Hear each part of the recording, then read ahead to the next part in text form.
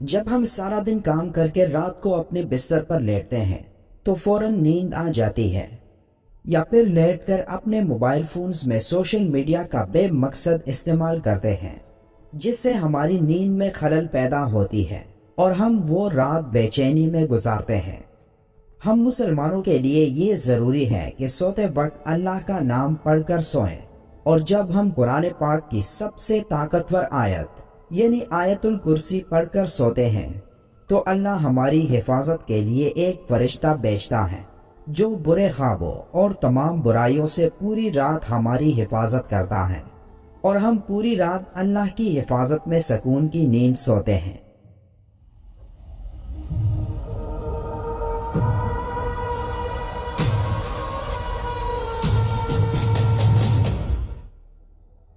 قرآن پاک کا ہر ایک لفظ ایک معجزہ اور تمام انسانیت کے لیے ہدایت کا راستہ ہے،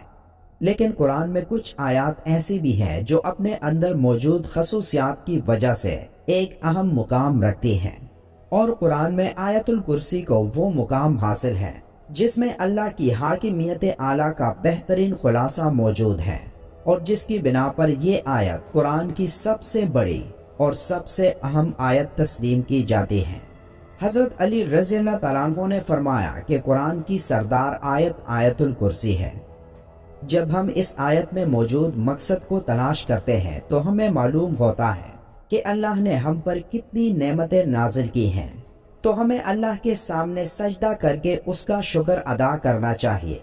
لیکن بعض دفعہ ہم اپنی مصروف زندگیوں میں اتنا کھو جاتے ہیں کہ ہم اپنے ارد گرد اللہ کی نعمتوں کو نظر انداز کر دیتے ہیں، لیکن کہیں نہ کہیں ہمیں ہمارے ناشکر دل کے اندر یہ خالی پن محسوس ہونے لگتا ہے کہ ہم جو بھی کچھ کر رہے ہیں یہ اللہ کے حکم اور فضل کے بغیر ممکن نہیں، تو ہم اس کا شکر کیوں نہیں ادا کرتے؟ اگر کہیں یہ تمام نعمتیں اللہ ہم سے واپس لے لے تو تب ہمارا کیا حال ہوگا؟ یہ سوال جب کسی کے ذہن میں آتا ہے تو وہ اللہ کی ان تمام نعمتوں کا شکر گزار بن جاتا ہے۔ جب ہم آیت الکرسی پڑھتے ہیں تو ہم اللہ کی عظمت کو تسلیم کرتے ہیں، اور جب ہم آخر میں یہ پڑھتے ہیں اور وہی ہے سب سے بلند عظمت والا، تو ہم اس کی عظیم طاقت کا شکر ادا کرتے ہیں۔ اور جب ہم ہر نماز کے آخر میں آیت الکرسی پڑھتے ہیں تو اللہ ہمارے دلوں کو اپنی نعمتوں اور شکر سے بھر دیتا ہے۔ حدیث پاک میں آیت الکرسی کو قرآن کی سب سے افضل آیت قرار دیا گیا۔ بچپن سے لے کر اب تک دن میں کئی مرتبہ ہم اسے پڑھتے ہیں،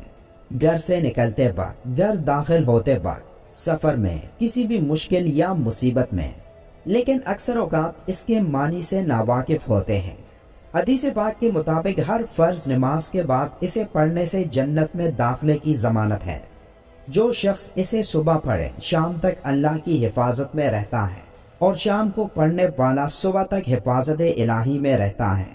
روایات میں ہے کہ اس اکیلی آیت مبارکہ کے نزول کے وقت 30,000 فرشتے اور بعض روایات کے مطابق 70,000 فرشتے اترے تھے، جس سے اس کی شان ظاہر ہوتی ہے۔ حدیث پاک میں ہے کہ نبی صلی اللہ علیہ وآلہ وسلم نے فرمایا، معراج کی رات مجھے 3 نور دکھائی دیے۔ پوچھنے پر پتہ چلا کہ ایک آیت الکرسی، دوسرا سورہ یاسین اور تیسرا سورہ اخلاص کا نور ہے۔ میں نے جب آیت الکرسی کے ثواب کے متعلق سوال کیا تو اللہ نے کہا جو اس کا پڑھنے والا ہوگا وہ میری ضرور زیارت کرے گا، خواہ ایک ہی بار تلاوت کی ہو۔ حضرت علی رضی اللہ تعالیٰ عنہ سے مروی ہے کہ نبی صلی اللہ علیہ وآلہ وسلم نے فرمایا، جس نے آیت الکرسی اپنے گھر میں تلاوت کی تو 30 دن تک اس کے گھر میں شیطان نہیں آ سکتا، اور 40 دن تک جادوگر کا جادو اثر انداز نہیں ہو سکتا۔ آیت الکرسی کی پہلی آیت کا اختتام اللہ کے 2 خوبصورت ناموں پر ہوتا ہے، یعنی الحی اور القیوم، یعنی وہ ذات جو خود اپنے بل پر قائم اور سب کو قائم رکھنے والی اور سب کو سنبھالنے والی ہو۔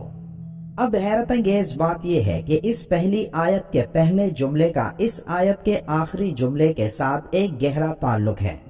اس آیت کے آخری جملے میں پھر سے اللہ کے 2 نام آئے ہیں جو اس طرح ہیں،